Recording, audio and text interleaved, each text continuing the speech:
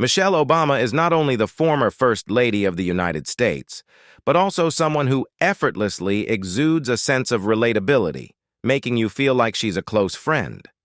Whether she's addressing students, members of the military, or A-list celebrities at a White House gala, she has a remarkable ability to connect with each individual on a personal level. By sharing her own experiences, she somehow taps into our own stories, creating a sense of shared understanding. A former lawyer and Ivy League graduate, she is a passionate advocate for a range of causes, including women's empowerment, accessible education, LGBTQ+ rights, gun control, wellness, and family values. As we celebrate her remarkable journey, we're also excited to see what the future holds for this inspiring woman. Humble beginnings. Well before she transformed the White House, Michelle LaVaughn Robinson Obama grew up in a humble one-bedroom, one-bathroom residence with her parents and older sibling in a working-class neighborhood on Chicago's South Side. Her father worked diligently as a city water treatment plant operator, while her mother dedicated herself to raising their children. The family of four lived in a cozy bungalow, shared with extended family members. Obama recalled, "My upbringing in that small apartment had a profound impact on my life, shaping my thoughts and actions in ways that still resonate with me today." According to reports, the family's leisure activities included weekly Sunday outings and Friday evening gatherings around the television to watch The Brady Bunch, a show that Michelle had an impressive knowledge of, as noted by author Peter Slevin in his biography Michelle Obama, A Life. The Robinson family's home was located on the upper floor of 7436 South Euclid Avenue in Chicago's South Shore community, which they rented from Michelle's great-aunt who occupied the lower floor. Michelle described her childhood home as a traditional household, where the mother stayed home, the father worked, and we had dinner together as a family.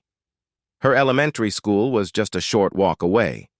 The family enjoyed playing board games like Monopoly, reading together, and frequently visiting with relatives on both sides. Michelle learned to play the piano from her great-aunt, a skilled piano instructor. The Robinsons regularly attended services at the nearby South Shore United Methodist Church. They also spent vacations at a rustic cabin in White Cloud, Michigan. Michelle and her older brother Craig, who was 21 months her senior, were both accelerated students and skipped the second grade. She worked hard for her education.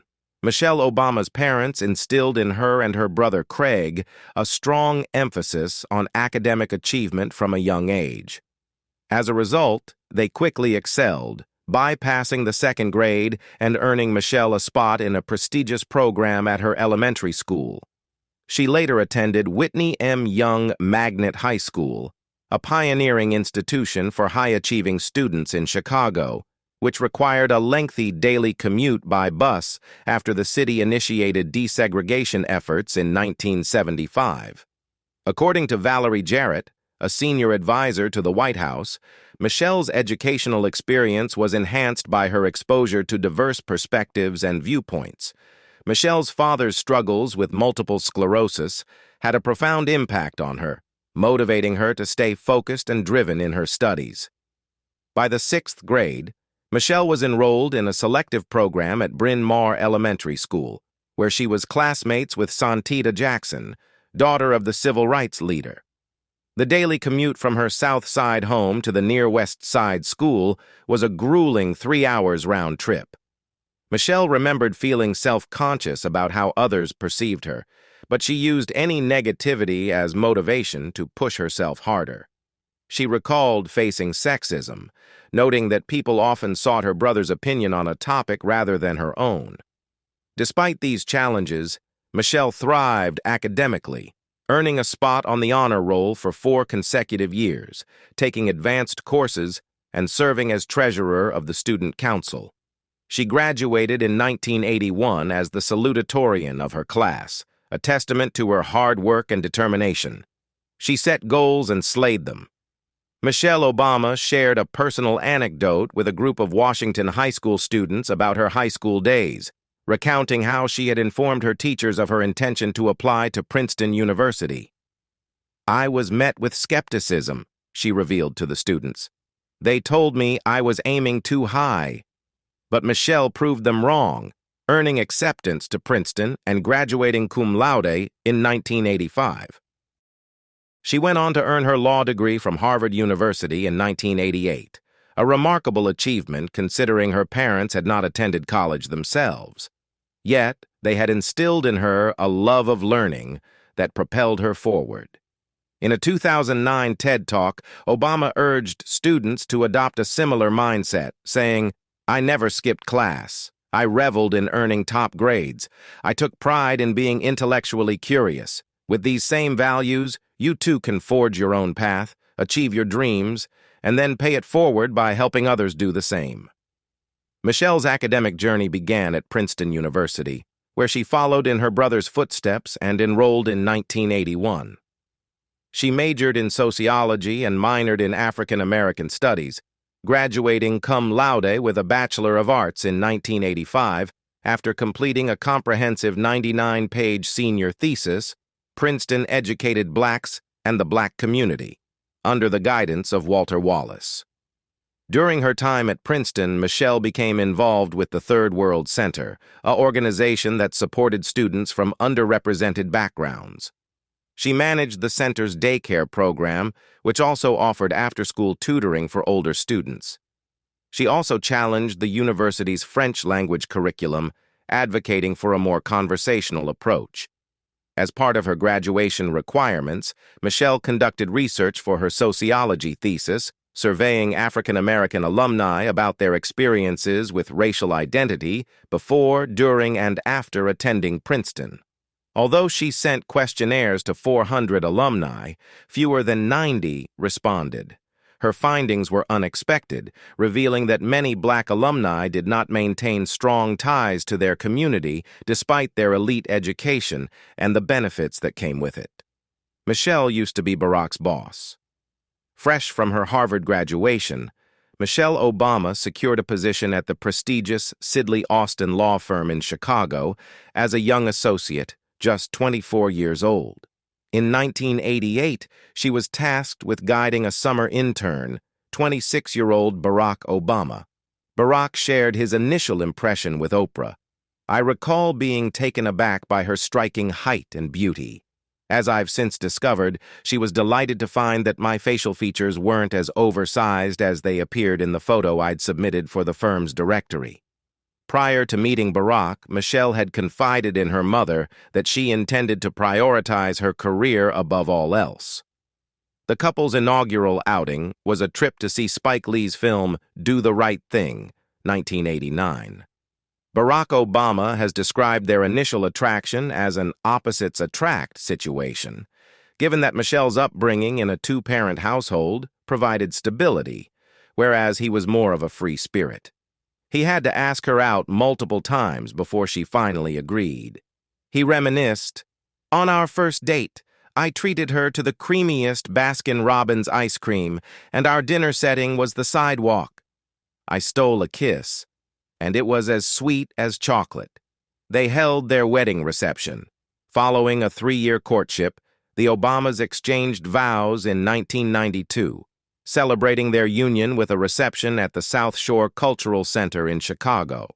However, 2 decades prior, the same venue, then known as the South Shore Country Club, was a bastion of exclusivity. A Chicago Park District representative told the Chicago Tribune in 1984, shortly after the club's renovation and shift towards inclusivity, "It's worth noting that this was once a private club, and if you were African American or Jewish, you were essentially barred from entry." On her wedding day, Michelle Obama dazzled in a fashion-forward, off-the-shoulder gown, adorned with pearl and crystal drop earrings, alongside a beaming groom. She shared their wedding vows with InStyle. "Barack didn't promise me wealth but a life filled with excitement and purpose, and he has certainly delivered on that promise." The Obama family made their home on Chicago's South Side, where Barack taught at the University of Chicago Law School. He was elected to the state Senate in 1996 and later to the U.S. Senate in 2004. After his presidential election, they opted to maintain their Chicago residence rather than relocate to Washington, D.C., prioritizing stability for their daughters. Throughout Barack's 2008 presidential campaign, Michelle made a deliberate commitment to balance her campaign schedule with family time, limiting her overnight trips to once a week and ensuring she was home by the end of each second day to be with their two daughters. She juggled motherhood and career. Prior to her move to the White House, Michelle Obama was still practicing law and made it a priority to secure a flexible work arrangement that would allow her to care for her two young daughters, all while her husband was running for the U.S. Senate. In an interview with Parade, she revealed her assertive negotiation tactics, saying, "I accepted my last position before entering the White House based on my employer's response to my family circumstances. Since I didn't have childcare, I brought Sasha to the office with me, where she slept in her crib and rocked gently. As I was still breastfeeding, I wore a nursing-friendly top. I told my supervisor, 'Here's my situation. I have two small children, my husband is running for the U.S. Senate, and I need a job that offers flexibility, a competitive salary, and the ability to afford childcare. If you can provide all that and be accommodating, I'll work diligently on a flexible schedule.' I was very direct, and he agreed to all my requests." The Obama daughters attended the University of Chicago Laboratory Schools, a private institution. As a member of the school's board, Michelle advocated for maintaining diversity when other board members affiliated with the University of Chicago sought to reserve more spots for faculty children. This led to a plan to expand the school to increase enrollment.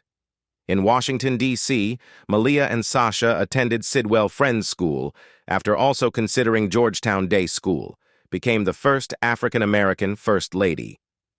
"I rise each morning in a residence built by enslaved individuals, and I watch my daughters, two stunning young African-American women, set off to school, bidding farewell to their father, the President of the United States." Michelle Obama shared in a commencement address at City College of New York in 2016. As the first African-American First Lady, she not only broke ground, but also opened the doors of the White House to a broader audience.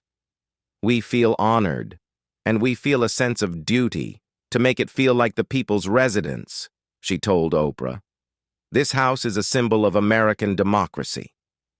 According to Vogue, her portrait would be prominently displayed in the White House, shifting all other First Lady portraits to make room for her likeness.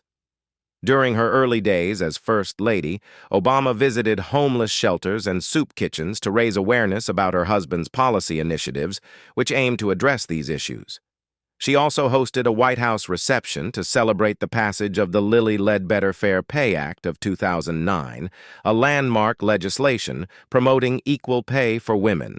Additionally, she lent her support to the economic stimulus bill by visiting the U.S. Department of Housing and Urban Development and the U.S. Department of Education. On June 5, 2009, the White House announced that Michelle Obama had appointed Susan Scher, a longtime confidant and advisor, as her new chief of staff, replacing Jackie Norris. Norris took on a new role as a senior advisor to the Corporation for National and Community Service. Michelle Obama took a massive pay cut to be FLOTUS. Michelle Obama, a highly educated and accomplished lawyer with degrees from Princeton and Harvard, was compelled to relinquish her lucrative career as a hospital executive, which came with a six-figure salary exceeding $250,000 when her husband assumed the presidency, as reported by the New York Times.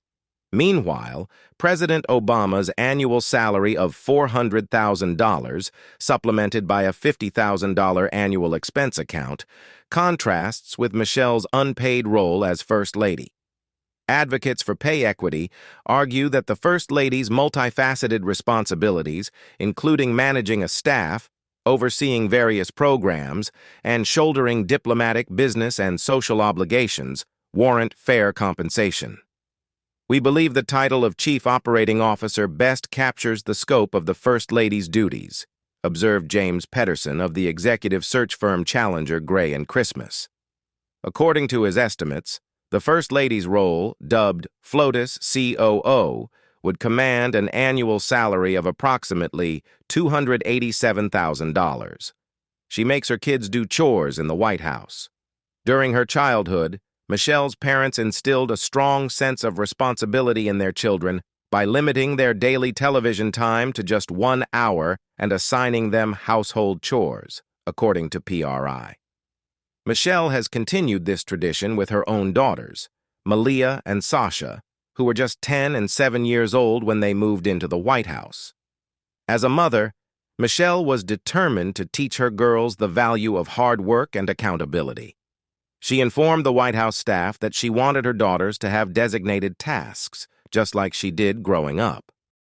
In an interview with Oprah, Michelle explained, "If my daughters don't learn the basics of household chores, such as making their bed and keeping their room tidy, how will they manage when they leave for college? I wanted my children to be treated like ordinary kids, not pampered princesses. So, they participate in setting the table, helping with meal service, and working alongside the butler staff. They even start their day by making their own toast in the kitchen, laughing and chatting with the staff." She's still falling in love with Barack. In a 2009 conversation with Oprah, Michelle Obama was asked if her affection for Barack had grown stronger since he took office, to which she responded, "Without a doubt. While I'm well aware of his presidential role, my primary perspective is that of a wife, a partner, and a mother to our children. His inauguration didn't alter that fundamental connection." She elaborated, "That being said, I'm deeply aware of the weight of his responsibilities. The way I can show my support is by standing alongside him and contributing to his efforts in any way possible. That's my role in this partnership. My goal is to be a source of strength and assistance, amplifying his vision and values. I'm committed to supporting the President of the United States, not just as a spouse, but as a partner in his mission. The First Lady's super fit. The First Lady is a force to be reckoned with, and her signature sleeveless looks are a testament to her toned physique. It's no secret that Michelle Obama is a hard worker, but she's also a fitness enthusiast who takes her workout seriously. One of our goals is to ensure she engages her entire body, achieving a balanced and symmetrical physique," reveals Cornell McClellan, the Obama's fitness expert, in an interview with Self. "We incorporate a variety of exercises, including strength training, interval workouts, yoga, and boxing, to keep her fitness routine engaging and challenging." When asked if she has a special workout plan for high-profile events, McClellan responds, "Not specifically. We maintain a consistent and intense fitness regimen at all times." The First Lady's fitness inspiration is undeniable, a true embodiment of #Fitspo. Michelle Obama inspired America to move it. In February 2010, Obama introduced Let's Move, a nationwide initiative aimed at promoting healthier lifestyles for America's youth. "The well-being of an entire generation and the long-term prosperity of our country are at risk," Obama emphasized. "While this is a complex issue that won't be resolved overnight, collective effort can lead to meaningful change." By 2015, the program had achieved remarkable success. Just 5 years ago, many people dismissed the issue of childhood obesity as insignificant, Obama recalled, according to CNN. "Today, we've witnessed a significant shift in the way our country approaches healthy eating and physical activity. Schools have revamped their lunch menus, grocery stores are offering affordable healthy options, and salad bars are becoming a staple in many educational institutions. Moreover, kids are engaging in regular physical activity throughout the day. It's been a remarkable transformation." To commemorate this achievement, Obama celebrated with a fun dance session with Jimmy Fallon, donning a cardigan and showing off her moves. Michelle Obama revolutionized the way we eat. As one of the most influential women in the world, according to Forbes, Michelle Obama has left a lasting impact on the wellness landscape through her partnership for a Healthier America initiative, which continues to thrive even after her departure from the White House. Her commitment to prioritizing health is unwavering, yet she also acknowledges the importance of balance. Growing up, getting a pizza on Fridays was a special treat, Obama reminisces in Peter Slevin's biography Michelle Obama, A Life. While she has been a driving force in combating childhood obesity and overhauling the FDA's nutrition labels, she is also pragmatic about enjoying life's pleasures. "The pie at the White House is incredibly tempting," she confessed to Oprah, revealing her own vulnerabilities to indulgence. Michelle Obama's White House garden, reviving a tradition that dates back to Eleanor Roosevelt's time. "Our goal is to utilize the garden as a teaching tool, highlighting the significance of healthy eating and the unparalleled flavor of freshly grown produce," Michelle Obama explained in a conversation with Oprah. "The experience of biting into a homegrown tomato is a game changer, and the same applies to peas. What's it like to savor them when they're at their peak freshness? We envision the White House as a hub for learning and awareness, showcasing the benefits of wholesome, locally grown food." Established in 2009, the White House garden is the first of its kind since Eleanor Roosevelt's wartime garden. A notable feature of the garden is the presence of beehives, which CNN referred to as the first bees, with a remarkable 35,000 bees inhabiting the grounds for the first time in history. Michelle Obama is on a mission to empower every girl to reach her full potential. "Education is a deeply personal issue for me," she emphasized at Glamour magazine's event, A Brighter Future, a global conversation on girls' education. "I always tell girls that I meet that I wouldn't be where I am today, in this position or in life, if it wasn't for the education I received. The phrase, 'knowledge is power,' is more than just a saying. It's a reality." In 2015, she launched Let Girls Learn, an initiative aimed at overcoming the obstacles that prevent adolescent girls from accessing a quality education they deserve to reach their full potential. The First Lady even released a song, "This is for My Girls," featuring Kelly Clarkson, Missy Elliott, Janelle Monáe, and more, in support of her 62 Million Girls campaign, which aims to help girls worldwide complete their education. You can also catch Flotus getting her groove on with James Corden and Missy Elliott on Carpool Karaoke. Her wardrobe speaks volumes.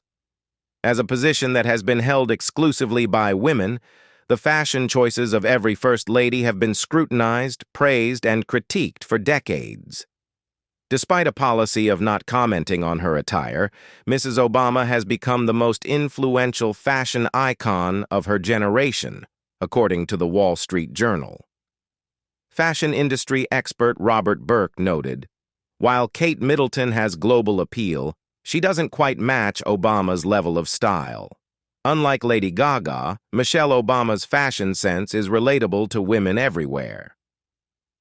A testament to her bold and adventurous approach to fashion, Obama stunned in a custom-made emerald green silk Gucci gown at the 2016 Kennedy Center Honors Ceremony. Even after leaving the White House, Michelle Obama remains a paragon of fashion. She is a true style icon. With unflinching candor, Michelle Obama delivered a powerful address that will be remembered for years to come, while stumping for Hillary Clinton in October 2016. "We cannot afford to turn a blind eye to this issue," she declared, referencing the shocking, now notorious comments made by Donald Trump about women. In a rare moment of taking center stage, she spoke with conviction, urging, "I can attest that the men in my life do not speak about women in such a manner. To downplay this as mere locker room banter is an affront to all decent men everywhere." She continued, "This behavior is deplorable, it is unacceptable, and it transcends party lines. No woman deserves to be subjected to such treatment. None of us deserves this kind of mistreatment," thereby cementing her legacy as a First Lady with a voice that commands attention and will go down in history. She captured the affection of people globally. In a conversation with Oprah, Michelle Obama revealed, I've discovered that individuals have a deep fondness for you that I find truly endearing." In response, the former First Lady stated, "I've always believed that my responsibility to the American public is to be genuine and authentic, so they know exactly what to expect from me. I'm unapologetically myself, and I want people to be aware of who they're supporting." Throughout the years, she has made numerous appearances on various TV shows and media outlets, as reported by Variety, including The Tonight Show starring Jimmy Fallon, NCIS, Parks and Recreation, iCarly, Ellen, and YouTube, utilizing these platforms to raise awareness about her causes. I've never been hesitant to show my playful side, and I believe that's an effective way to connect with people. My approach is to first make them smile, and then they're more likely to listen to what I have to say. So I'm always up for a good laugh, she explained in the article. She has the potential to occupy the highest office in the land. A 2016 Time headline proclaimed, "The Internet is eagerly rallying behind Michelle Obama for a 2020 presidential bid." Although her husband has dismissed the notion of her pursuing a political career, the widespread enthusiasm for her candidacy underscores her unique capacity to resonate with people from diverse backgrounds across the globe. Historians often cite certain First Ladies as particularly noteworthy, including Abigail Adams, Lady Bird Johnson, and Eleanor Roosevelt, who is widely regarded as the most impactful First Lady, CNN reports. Autumn Stevens, author of Feisty First Ladies, praises Obama, saying, "She embodies all the qualities of an exceptional leader. She stands in a league of her own, unmatched by her peers." She is deeply missed. As the Obama era drew to a close, Michelle Obama's team felt the poignant sting of the end of an era. Senior presidential advisor and close confidant Valerie Jarrett shared with Vogue, "I get emotional easily. It takes very little to bring tears to my eyes." Obama concurred, "You know, there are fleeting moments, gazing out at the South Lawn and the Washington Monument after a rain shower, when the grass is particularly vibrant and everything seems more vivid. It's breathtakingly beautiful. And in that instant, I realized I'll miss waking up to this, having unrestricted access to this serene setting whenever I please." Rashida Jones contributed to a piece in the New York Times titled "A Tribute to the First Lady," writing, "Michelle Obama personifies the contemporary American woman. She is a beacon of hope for feminism. Her personal choices challenge us to accept that womanhood is multifaceted. It's not limited to one definition, or two, or three. She will leave behind her own distinct legacy. The First Lady to show women that they don't have to make sacrifices, that it's acceptable to be complex, to be everything." As she transitions back to private life, Michelle Obama remains committed to utilizing her influence for the greater good. While the Obamas had announced plans to stay in the nation's capital until Sasha completes her high school education, speculation surrounding Michelle's post-First Lady pursuits was rampant. In an interview with Vogue, she expressed her uncertainty, stating, "I'll approach my departure with the same mindset I had when I first arrived. I'll figure it out as I go. After all, I've never been in this position before." Renowned feminist Gloria Steinem predicted in the New York Times, "The possibilities are endless for her. She could potentially become a U.S. Senator from her home state of Illinois, or dedicate herself to advocating for girls' education and safety worldwide. Alternatively, she may choose to maintain a low profile. Whatever path she chooses, I have every confidence in her decision-making abilities." And after witnessing her tireless efforts as First Lady since 2008, we share Steinem's sentiment. As of December 2017, the former first couple has continued to live their lives in a manner consistent with our expectations. They've taken a well-deserved break, prioritized family time. Michelle has maintained her commitment to physical fitness and encouraged others to do the same, and they've remained devoted to philanthropic pursuits. A November 2017 Instagram post from Michelle succinctly captures her enduring passion. Empowering girls through education will remain a lifelong mission for me. 2024 U.S. presidential election. In the midst of widespread speculation surrounding President Biden's potential candidacy, Michelle Obama's office made a formal announcement in March 2024, clarifying that she would not be throwing her hat into the ring for the 2024 United States presidential election. A Reuters Ipsos public opinion poll conducted among 892 registered voters and released on July 2, 2024, revealed that Michelle Obama was the sole Democratic contender who would emerge victorious against Trump, garnering 50% of the vote, while Trump secured 39%. Furthermore, the poll indicated that 42% of respondents held a favorable view of Trump, whereas a notable 53% viewed Obama in a positive light. On August 20, 2024, Michelle Obama delivered a captivating address on the second night of the 2024 Democratic National Convention, preceding her husband, former President Barack Obama, who took the stage as the final speaker.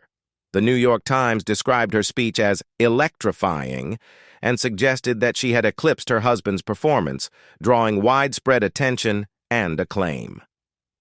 LGBT rights. During the 2008 U.S. presidential campaign, Michelle Obama proudly highlighted her husband's achievements on LGBTQ+ rights to gay Democratic groups.